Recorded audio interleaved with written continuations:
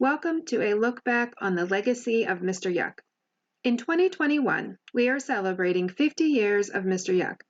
So we decided to sit down and talk with former and current Poison Center staff about how Mr. Yuck began and how he has been used as a poison prevention symbol during the last 50 years. Hello, my name is Sylvia Brown, and I am the community educator here at the Pittsburgh Poison Center. Today, I am going to be talking with Dr. Richard Moriarty, who is a former director of the Pittsburgh Poison Center. And Dr. Moriarty was instrumental in the establishment of poison centers across the United States and for the development of the nationally known iconic poison warning symbol, Mr. Yuck. So what was the motivation behind the development of Mr. Yuck? There were a couple things that I thought about. Number one, we needed to get out the word that there was a for real poison center with for real people that were there 24 hours a day, 7 days a week, and they sort of knew what they were doing. And if you had a problem, give us a buzz. So we had to get our phone number out to the world. But I was also concerned that at the time, and still a number of places, the traditional warning symbol was the skull and crossbones, which just happened to be part of the logo for the Pittsburgh Pirates and still is. Okay. And I thought, that doesn't make a whole heck of a lot of sense. If we're trying to teach kids, to stay away from things, and there's what looks like the Pittsburgh Pirates sitting on a bottle or something. And I thought, okay, we need to think about that one too. And so as the grant came in, I was beginning to hire folks. And so I thought, okay, I need to get somebody that has a PR background, okay? And we need to sit down and figure this thing out. And the first thought was, well, let's see how kids see poisons. And so we were not, the PR firm that this fellow came from, Nick Garbo, here in Pittsburgh, also had a branch in Florida, walking on the town. And so we did our studies there to make sure we weren't messing around with the Pittsburgh Pirates. And we started off basically with sort of preschool age kids and said to them, if you got into a poison, what would happen to you? And the recurring answers were, you die, you get sick, your mother would yell at you, okay? And we thought those are all pretty good things. We then worked with a graphic artist from the PR firm and said, can you put those ideas, death, sick, yelling, into some pictorial representation, which he did. We then went back to another group of kids with those three things, and the skull and crossbones, a stop sign, the happy day sign, and all that. And said to the kid, okay, which one don't you like? And the yelling face lost the popularity contest. We said, okay, fine. Now, the traditional warning color was red. Well, come on, kids love red. Okay, just take a look at their toys and their clothing and on and on and on. So red ain't that real turn-off color for kids. And so we sat down with a bunch of sort of fluorescent colors, including red, and went again to kids and said, here's a bunch of colors. Give us a hint. What one don't you like? And the fluorescent green was the one that turned them off. And we said, oh, okay, now we had a yelling yelling face, a background color. We put those two together, go back to the kids, and again with skull and crossbones and a whole 9 yards of other things. And the kids who looked at it and we said, which one don't you like? And they picked a yelling face on the green background. In fact, one of the kids in the study group said, that looks yucky. And we said, we got a name. We'll call it Mr. Yuck. But every Mr. Yuck sticker, and I hope it's still true, carried the telephone number of a poison center, because we never claimed that it was going to keep every kid from getting into trouble. It's not going to do that. Childproof packaging doesn't always keep every kid from getting into that package. And I served on the committee, the CDC, the Food and Drug that brought you childproof packaging. I was one of the people that brought you those that you can't open. The kid can't, but you can. And so we said, look, no, this is not the cure-all, but it not only will carry the telephone number of a good poison center, okay, that meets certain standards, open 24/7, got people who know what they're doing, and you call them and they'll handle your problems, okay? But you need to know what to put it on. So we used it as an educational program.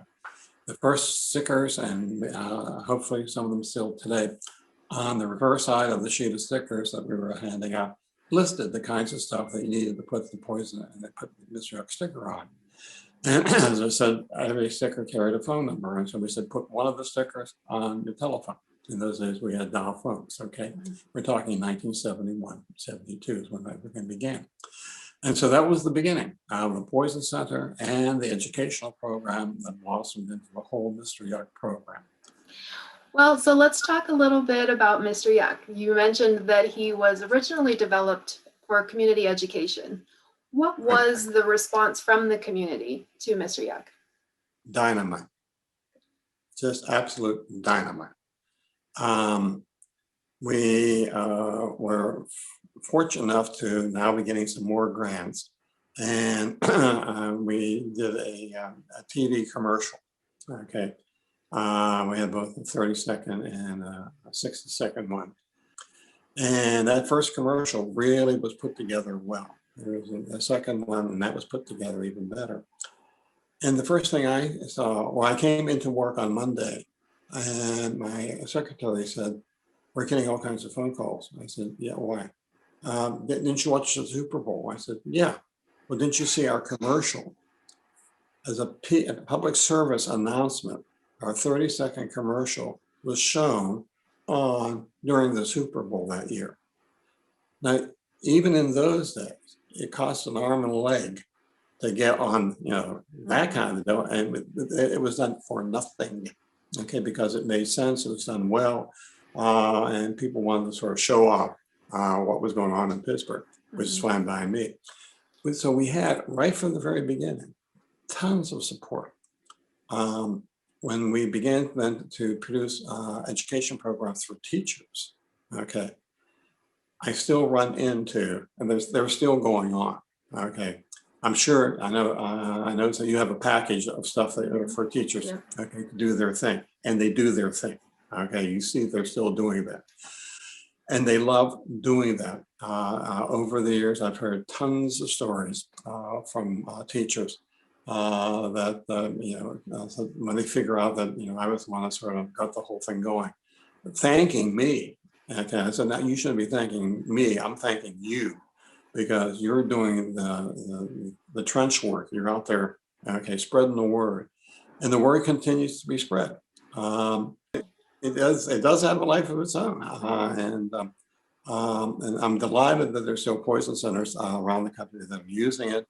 As things moved into having a universal number for poison centers, that makes perfect sense. We obviously could have done that in 1971, or really during my stay at the Poison Center as director of it until '83. So yeah, they've gone with the flow of technology and that sort of thing. So yeah, that's good. I'm all in favor of it. So let's do a couple of fun questions. What is one of your fondest memories of your time at the Pittsburgh Poison Center? There's just been so many things. I guess the thing that still touches me is just to run into people who know that I sort of began the whole thing, and they're thanking me for doing it. And I said, you got a hell of a lot of people, other people to thank too.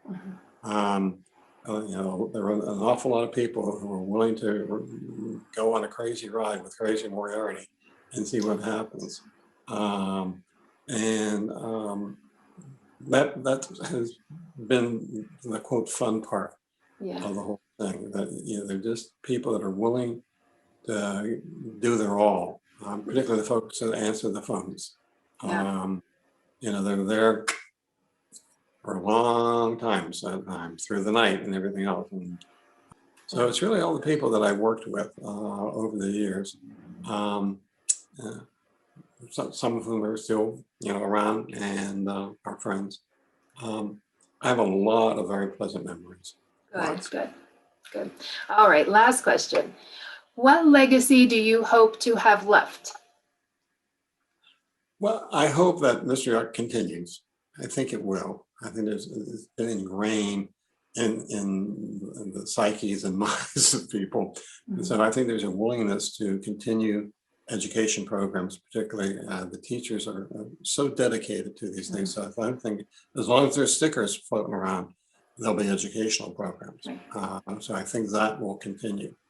Obviously, I think having set a bit of a blueprint for what a poison center should be will continue to carry on. Because I can't imagine any other way that it can operate. Yeah, we've gotten better at getting information, and the whole field of medical toxicology has expanded tremendously. We were flying by the seat of our pants back in the 70s. That's going to continue to expand.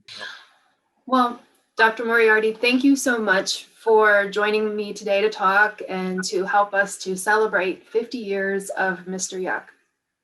Well, I was 7 years old when I started the program. That's odd. Hello, my name is Sylvia Brown, and I am the community educator here at the Pittsburgh Poison Center.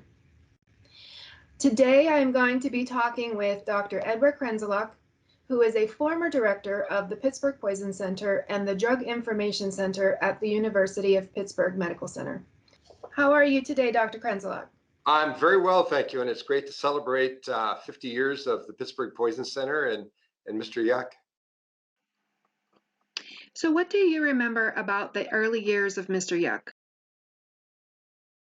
Back in the beginning, people were enthralled by the Mr. Yuck jingle, and hopefully you found a copy of that. Mr. Yuck is mean, Mr. Yuck is green, home is full of lots of things children should not touch, and so on. But that was a very catchy jingle that attracted people. And I remember when I lived when I was director of the Poison Center in Minnesota, woke up in the middle of the night one time, my television was on, and I heard, "Mwah," and it was the Mr. Yuck jingle at 3 a.m, prime time. So how did the focus move towards poison prevention education? The Institute of Education Communications was developed, and that was sort of an offshoot of the Poison Center, but under a separate budget center at Children's Hospital. And they, under the leadership of Dick Garber, developed lots of the poison education materials that we used in Pittsburgh and that were used across the country and throughout the world, for that matter. And that was a very important group because it took a lot of burden away from us from an education standpoint. And we didn't have an educator like you at that point in time. So my education was, yes, I went out and did lots of talks. I went to schools, I went to hospitals, I went everywhere and did tons and tons of media to promote the Poison Center and so on. Well, since we are celebrating 50 years of Mr. Yuck, let's talk a little bit about Mr. Yuck. So how exactly did the Pittsburgh Poison Center utilize Mr. Yuck as an educational tool? Well, we used it, again, materials. All our member hospitals every year would receive free 1,000 sheets of Yuck stickers and hundreds of brochures. And we sent out mass mailings to all of our member hospitals free of charge. And they were largely responsible for distributing materials in their emergency departments and pediatric clinics and so on. Then we would send out mailings to schools. We got very involved with Giant Eagle and Giant Eagle pharmacies, and they served as a major distribution site for materials. So we didn't do a lot of the hands-on things that you're doing, Sylvia, where you're out, teaching poison prevention. Yes, we did some, but we were limited. I couldn't afford to have my staff out in schools when indeed they needed to be answering the phones. And so a lot of that fell on me, but I only had so much time to do that as well. But in Pittsburgh, we used Yuck, and we let a lot of other people do our education for us directly. And then what I saw happen over time, Sylvia, was that Mr. Yuck we began to really promote it as a poison center awareness tool, as well as a poison prevention tool. Because yes, you know, it was inconceivable that people were going to put a Mr. Yuck sticker on everything that was hazardous in their home. You needed to keep the poison out of the reach of the child, rather than the Mr. Yuck sticker on the bottle as the deterrent and leaving it under the sink. So we taught those strategies, but we really focused on then creating tremendous awareness of the poison center itself. You know, with the national 800 number, we had our own local numbers and so on, but then we went to the 800-222-1222 number and basically blanketed as much as we could of our service area in Western Pennsylvania with stickers and pamphlets and everything to create awareness of poison prevention and of the poison center itself. Mm-hmm. So what did you see as a response from the community when you started utilizing Mr. Yuck in that fashion? Well, our call volume skyrocketed. Okay. You could see with every, and that was the desired goal. Right. With every intervention or in every new strategy that we implemented, you could see increments in the call volume. And that was very rewarding because we knew that we were being effective. And then we would do, we highlighted some areas within the city where we did just a focused campaign. And then we monitored those telephone numbers. That was before there were a lot of cell phones. We monitored telephone numbers and zip codes, because we always got a zip code, but the zip code was the most important. And that zip code would tell us how effective we were in getting into those areas. So we could say, okay, we just did this, let's say for McKeesport, we did this huge influx of education, and you could see your call volume go up every time you did something like that. So we used the data to help direct our efforts within Western Pennsylvania. So after 50 years, how is Mr. Yuck still relevant today? Well, it's just amazing. I live in northern Wisconsin now, and still a lot of my friends know me as Mr. Yuck. And when I go to national meetings, you know, hey, Mr. Yuck, how are you? So I think there's a certain amount of carryover. People are really aware of Mr. Yuck.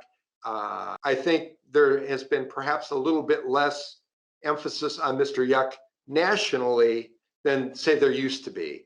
But still, especially, I don't know about young children as much now, but I know people that are young adults and to elderly people still own a Mr. Yuck, and they can hum the jingle. It's just fun how Yuck evolved, and he's become, you know, an icon. Sure. What is your fondest memory of your time at the Pittsburgh Poison Center? My fond memories would be all the staff members that we had over the years. And back when the whole COVID thing started, we had several text calls. And I said, enough of this texting, why don't we all Zoom? And so we had Zoom calls, and it was just fun to see so many people and talk. So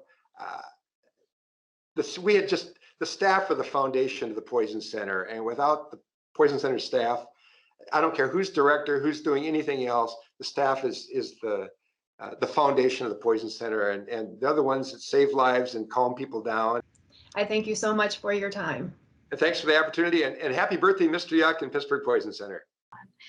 Hello, my name's Amanda Ruback, and I'm a nurse and the Community Outreach Coordinator here at the Missouri Poison Center. And today I'm going to be talking with Ms. Julie Weber, who is a pharmacist and certified specialist in poison information, as well as the director of the Missouri Poison Center and the president of the American Association of Poison Control Centers.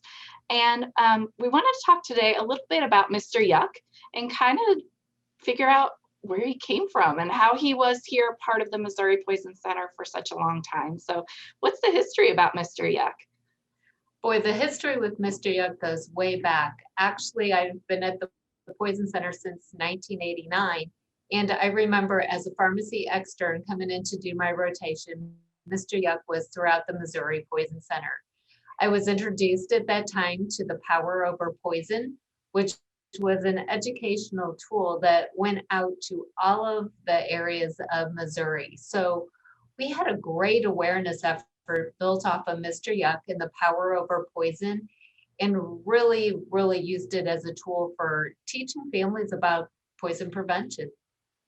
Great. And was Mr. Yuck used in other ways at the Missouri Poison Center? So for many years over time, we really used Mr. Yuck through our publications, PR releases, all the items I can remember, even starting early, were Mr. Yuck stickers. Mr. Yuck was a component of the Missouri Poison Center logo. He was on all of our brochures going out, and he really was a symbol that we used to really say Mr. Yuck means no. We even had t-shirts made. We were the Poison Prevention Treatment Center, and Mr. Yuck was around. These were sold in our gift shop. We had a poster contest, still do. It started in '89, and Mr. Yuck was the highlight of that contest. And students would learn about him, take it home to the families and teach them. And their artwork and renditions of Mr. Yuck over the years have been some of our favorites, that we even keep the pictures, just like in my office here. Yeah, I see that great picture behind you. And I remember one of the students actually made a Mrs. Yuck to go around, along with the Mr. Yuck face in one of her posters. So they definitely get creative with Mr. Yuck and like to see that as a picture or a symbol of poison prevention. So how did the public in general react to Mr. Yuck? Was it good, bad? What did we see? So, boy, the public has loved Mr. Yuck. I remember about 12 years ago, we were trying to fully enforce going to our own Poison Center logo and that of Poison Help. And the citizens of Missouri, every county out there, really did not want to see Mr. Yuck go away. So we've kind of toned him down in our stickers, but we cannot ever get rid of Mr. Yuck. He's an iconic figure that has been a part of our center and our education outreach. And really those children of the 70s and 80s who were taught Mr. Yuck have now, they want to use him to teach their children. So it just really goes to show what an amazing like public service announcements, program outreach. It was really done correctly and done so well that it's going to leave a lasting impression on many people. Yeah, it's definitely stood the test of time, and 50 years now with Mr. Yuck. It's his 50th birthday this year. So a great way to continue the poison prevention message and to teach kids and others, if you see Mr. Yuck means no. So do you have anything else you want to share with us about Mr. Yuck? Boy, just happy birthday, Mr. Yuck. And we will always use him in some type of form or fashion within the center, because I think he's going to be around for a long time for people to really remember and to utilize, as Mr. Yuck means no, stay away. Thank you. Thanks very much for joining us.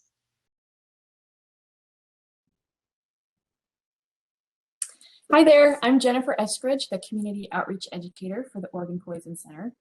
2021 marks Mr. Yuck's 50th birthday, and today we're taking some time to reflect on his impact across the country.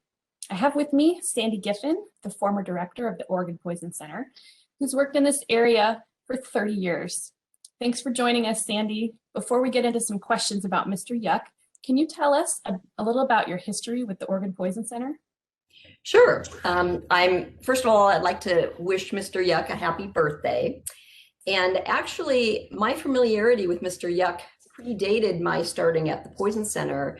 I started my professional career as a pediatric nurse in a children's hospital up in Washington. And that hospital had a small poison center, which basically was a closet with microfiche, and they used Mr. Yuck. So I was familiar as a nurse of using Mr. Yuck and talking to young kids about poison prevention.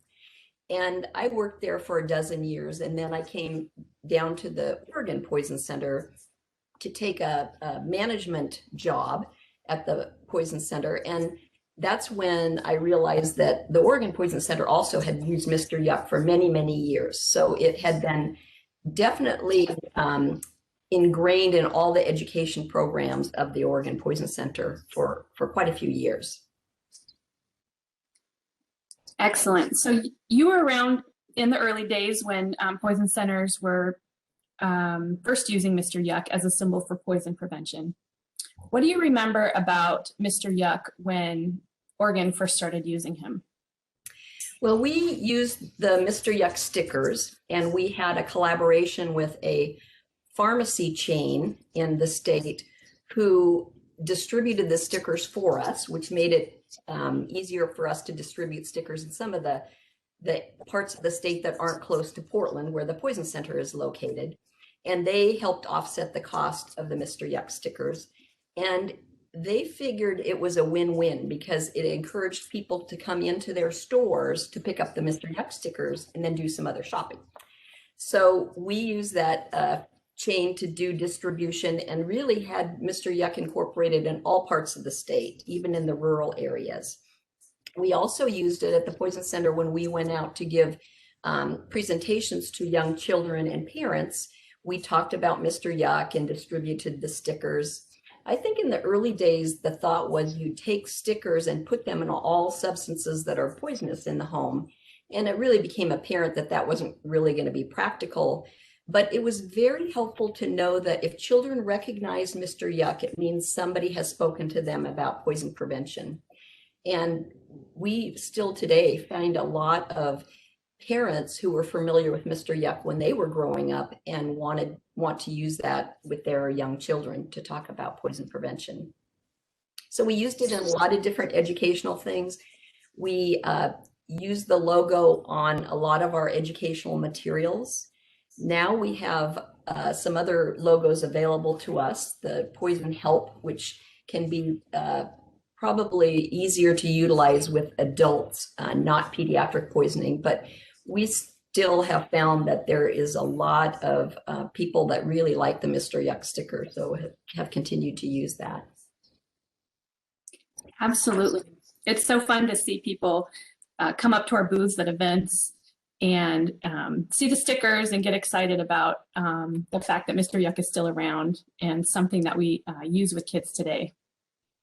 I wanted to make mention that we had a life-size costume of Mr. Yuck, and actually it was developed by pharmacy students down at Oregon State University as a teaching tool, and part of their program down there required them to go do educational poison prevention education in their community. And it wasn't necessarily a formal relationship with the Poison Center, but they had this Mr. Yuck costume made and they used it to take out to different community events.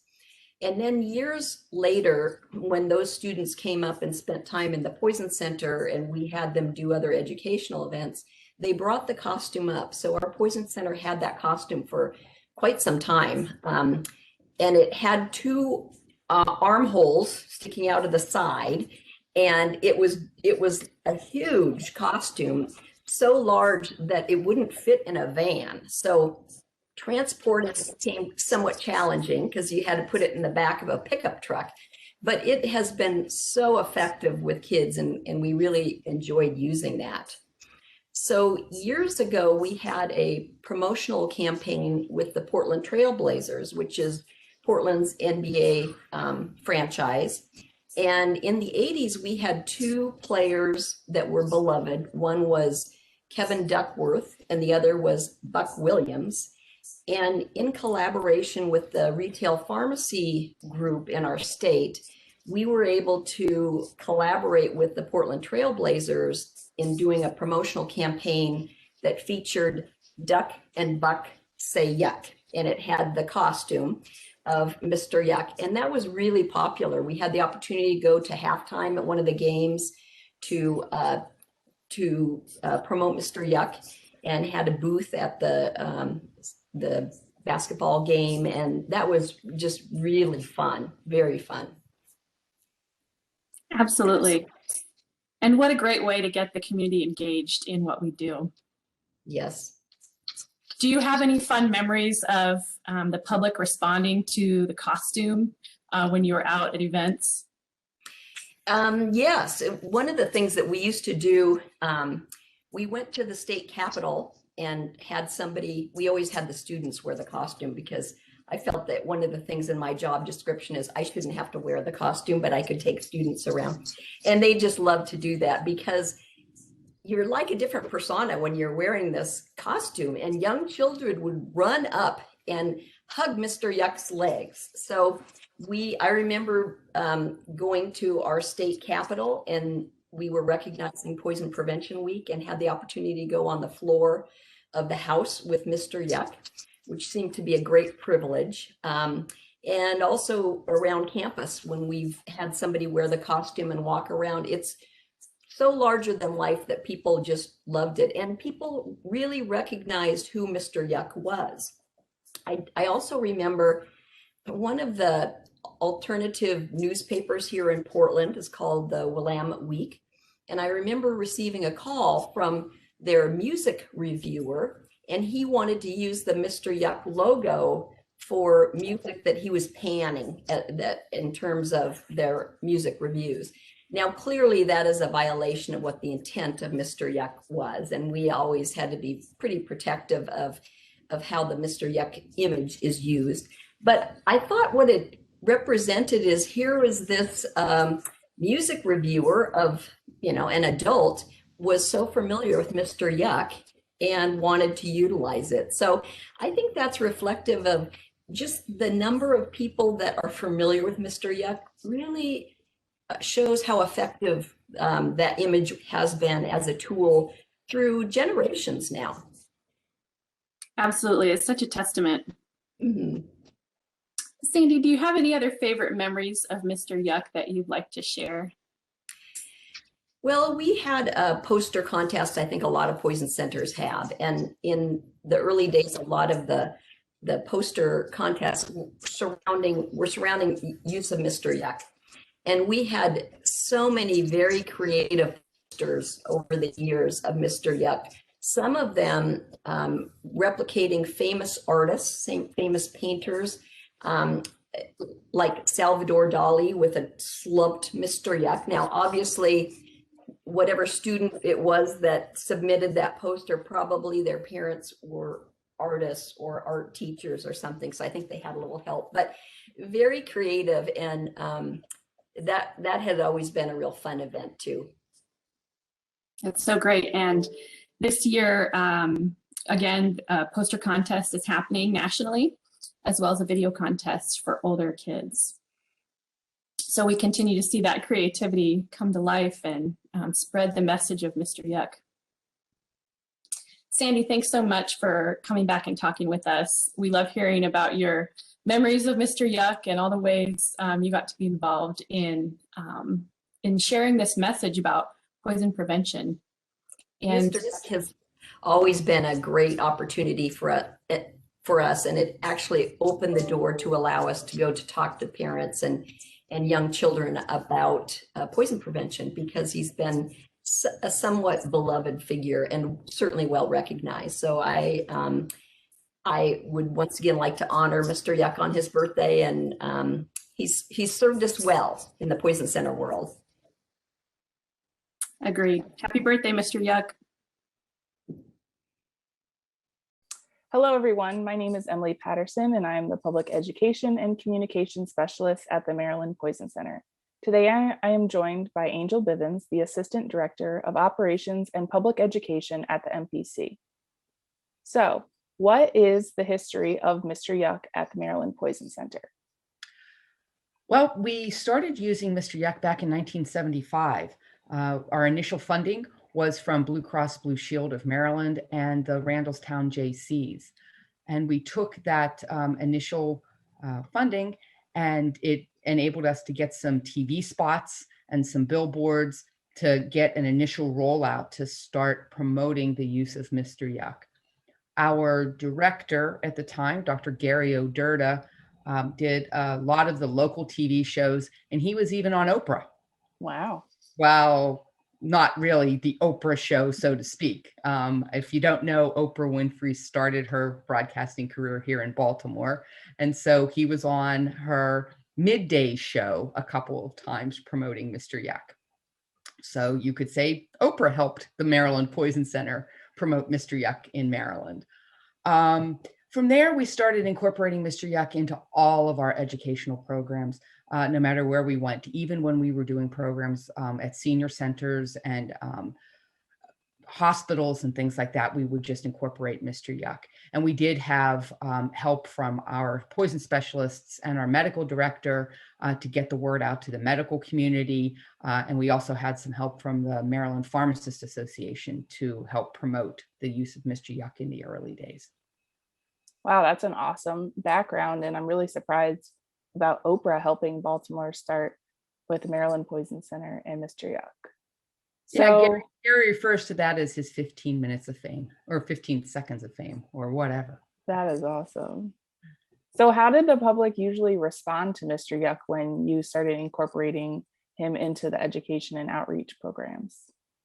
You know, it's really funny whenever I go out into the public and talk to people, or in my personal life, if I introduce myself and say I work at the Poison Center, really the first thing that people say to me is that the place where Mr. Yuck is? So he's really well received and well remembered in Maryland from, since we've been using him since 1975. So you could say that he is a hallmark part of public education and poison prevention education in Maryland. What about you? Have you had any experiences? I have just a few when I'm out in the community at some health fairs, and we have our table with the Maryland Poison Center educational resources on it. I have had an adult literally jump up and down in the middle of the health fair because he was so excited to see Mr. Yuck stickers on our table. And he had young children at home, so he was able to take some stickers with him and teach his children too about Mr. Yuck, because he remembered it as a child. So I thought that was a really cool experience with Mr. Yuck. Yeah, it ends up being a multi-generational thing, doesn't it? Parents want them because they remember using them or having them used whenever they were young. Yeah. Although I will say that we did have one situation that we tried to use Mr. Yuck in a promotional activity. One of the big birthday years for Mr. Yuck, I don't remember if he was turning 15 or 16. I don't remember what it was, but we decided that it would be really a great idea to have a birthday party for Mr. Yuck at the daycare center on campus here at the University of Maryland. And so we had one of our poison specialists who agreed to dress up like Mr. Yuck. So he dressed all in black. We painted his face green. We blacked out his eyes. We painted his tongue green. And we decided that he was going to come into the daycare and he was going to go ahead and teach the kids about Mr. Yuck using the live Mr. Yuck. So we had the media there, we had the mayor of Baltimore there, and we have all the kids listening intently. And it was time to go ahead and bring Mr. Yuck out so we could sing happy birthday. And here comes Kevin. And all of the kids just start screaming and crying. They were horrified and terrified by what he looked like. And somebody snapped a picture, and we have kids crying. We have Kevin dressed up as Mr. Yuck, and over Kevin's shoulder is the mayor of Baltimore laughing. That is an awesome memory. Yeah, no, definitely not our finest PR moment for sure. And I can honestly say that we have never had anybody dress up as Mr. Yuck ever again. We stick with the stickers. Very much so. So such a great, rich history of Mr. Yuck at the Maryland Poison Center. And we are so excited to be participating in his 50th birthday this year. So happy birthday, Mr. Yuck. Happy birthday, Mr. Yuck.